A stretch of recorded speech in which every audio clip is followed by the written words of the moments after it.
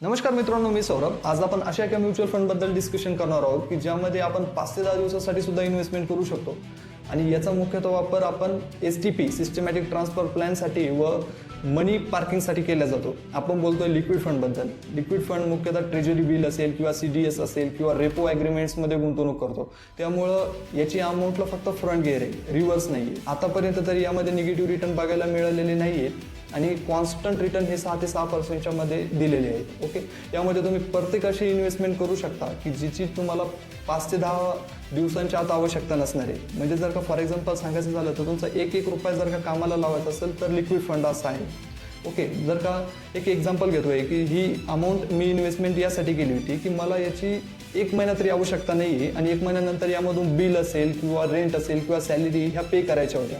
Okay, तर ही amount आता UPIच्या अतिरिक्त खर्चापासून दूर आहे, बँकपेक्षा चांगला रिटर्न देतोय. ओके, आणि मार्केटच्या अपडाऊनपासून ही दूर आहे. यामध्ये कुठलाही मार्केटचा अप डाऊन इम्पॅक्ट करत नाही आहे. तर अशा पद्धतीने लिक्विड फंडचा वापर करून तुम्ही तुमचा 1 ना 1 रुपया कामाला लावू शकता. Thank you. Mutual fund investments are subject to market risks. Read all scheme related documents carefully.